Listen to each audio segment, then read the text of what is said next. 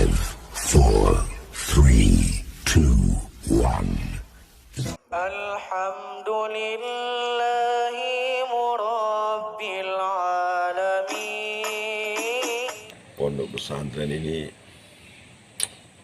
oleh orang tua dulu dinamakan Pondok Pesantren Raudhatul Thulab. Kenapa? Karena beliau ini, pendiri Pondok Pesantren ini namanya Asrori Ahmad. Memang ayah beliau namanya Ahmad bin Khalil. Ahmad bin Khalil ini seorang kampung yang dulu, ya namanya zaman dulu belum merdeka, itu ditempa oleh orang tuanya di berbagai pondok pesantren di Magelang dan sekitarnya. Pulang beliau di kampung ini ya mendidik masyarakat, mencerdaskan masyarakat, mengarahkan masyarakat, orang kampung. Beliau seorang petani betul, murni petani, tapi juga pejuang dalam spektrum yang tidak luas. Spektrumnya ini hanya di wilayah Tempuran Kabupaten Magelang. Punya anak namanya Asrori Ahmad itu dipesantrenkan oleh orang tuanya atau dikirim di pondok pesantren di Magelang ini, mulai pondok pesantren Al Asnawi di daerah Bandungan sana sejak kecil. Kemudian di pesantren Demesan namanya di Tempuran.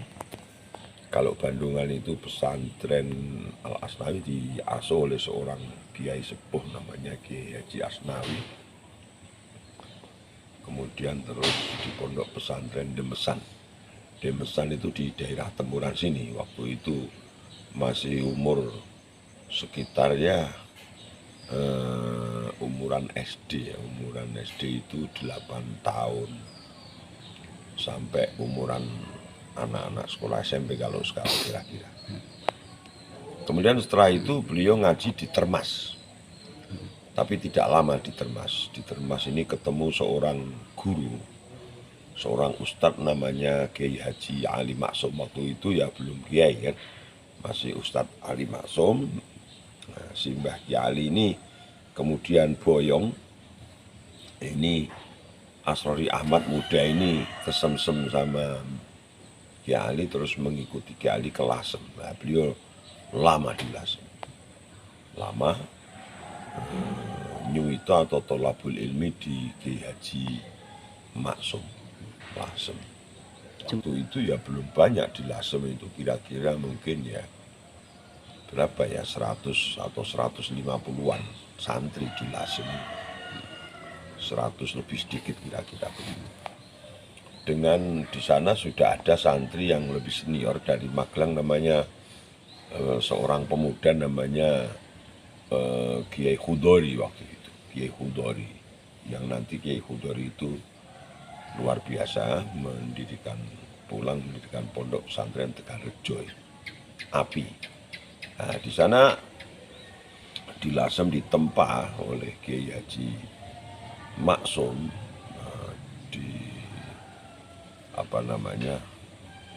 Asrori dan tentu seluruh santri ini oleh Kiai Maksum dipersiapkan betul menjadi pejuang. Setelah itu terjadi perang waktu itu, perang ini sebelum merdeka, perang tahun 42 ya, 42 itu clash yang cukup besar itu bubar. Hampir di seluruh pondok di Jawa itu bubar semua, hampir saat perang itu.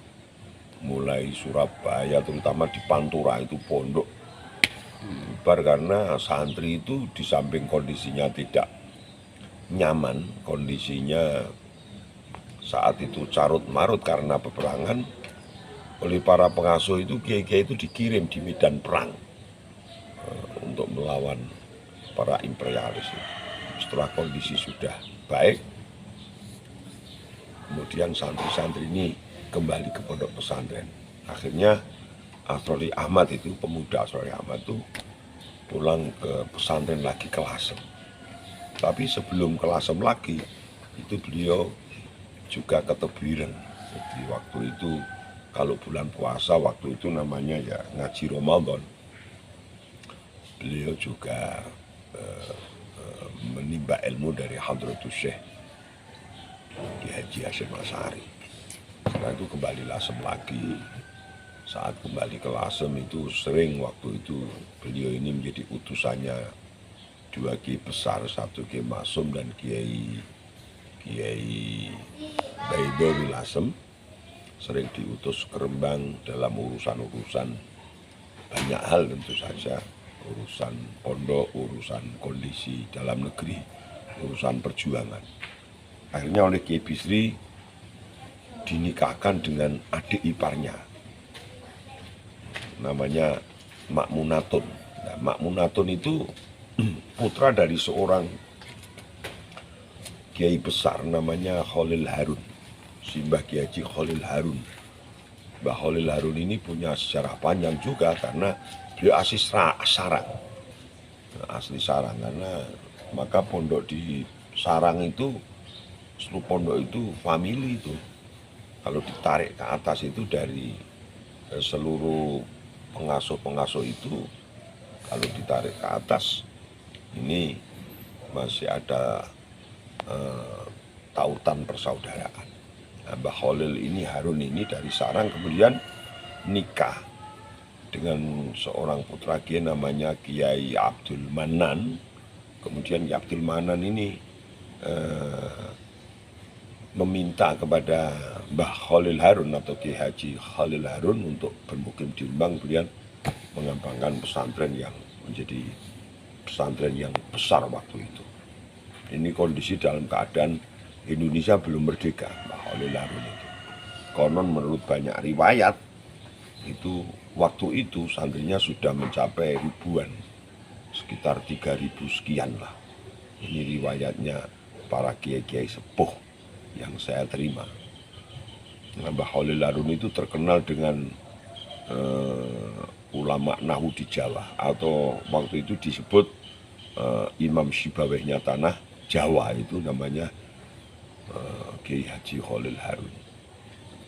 Beliau kemudian membangun pesantren di Kasingan Rembang yang menjadi pesantren besar. Di antara kalau saya baca manakibnya itu santri-santrinya Mbah Khalil Harun ini juga luar biasa. Seperti Simbah Kiai Haji Khalil Kiai Haji Khalil Muhammad Khalil Jepara, Kiai Haji Suyuti Pati, Kiai Haji Abdul Hamid Pesuruan, Kiai Haji Makhrus Ali yang asli Cirebon menjadi pengasuh di Lirboyo, Kiai Haji Jauhari Kencong, abahnya Kiai Haji Sadid Jauhari, Kiai Haji Sirot, abahnya Kiai Haji Said Akil Sirot. Banyak kiai-kiai itu, Kiai Haji Hamid Wijaya. Jadi kiai besar semua itu atas asuhan dari Kiai Haji Khalil Harun. Nah, Kiai Haji Khalil Harun ini punya santri namanya Bisri, ya, yang nanti Bisri ini jadi mantunya, Kiai Bisri bin Mustafa. Kiai Bisri punya adik namanya Kiai Misbah Mustafa, itu juga di Kasingan. Ini waktu itu Kiai Haji Asrori Ahmad itu sering diutus oleh Kiai Baidowi Lasem, Kiai Maksum Lasem ke Rembang. Akhirnya diutus ke Kiai Bisri. Akhirnya oleh Kiai Bisri ini pemuda namanya Asrori Ahmad itu dinikahkan sama adik iparnya namanya Makmunatun. Setelah beliau nikah, beliau boyong ke kampung Wonosari ini, kembali ke kampungnya.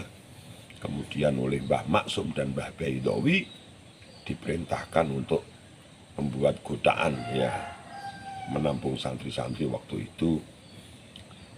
Maka terus pondok ini karena di Rembang namanya Raudhatul Thalibin, maka di sini dinamakan Pondok Pesantren Raudhatul Thulab.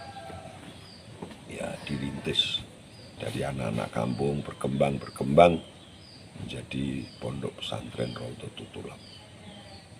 Terus kemudian diteruskan oleh para alumninya, para ustadz-ustadznya.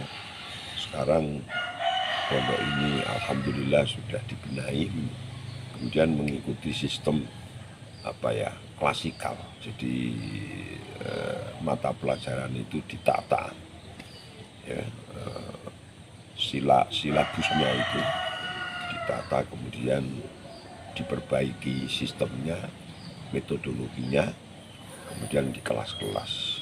Jadi di sini ada ibtidaiyah, ada sanawiyah, tapi salafiyah. Jadi kita mengikuti salafiyah, sistem madrasah tapi salafiyah. Jadi rata-rata anak-anak di sini juga banyak yang tamat aliyah negeri, tamat SMA negeri, kemudian ngaji. Alhamdulillah pula bahwa pondok pesantren ini syahadahnya atau ijazahnya sudah muadalah, dan sekarang sudah pondok pesantren ini kemudian dilegal formalkan menjadi Yayasan Pendidikan Pondok Pesantren Raudhatul Thulab Wonosari Prajeksari Tempuran Magelang. Dan alhamdulillah ini berjalan dengan baik, dan semoga alumninya ini bisa meneruskan perjuangan para muasisnya, para ulama sesuai kemampuan yang diberikan oleh Allah kepada mereka. Nah, itu sejarah singkatnya begitu. Alhamdulillahi murabbil alamin wa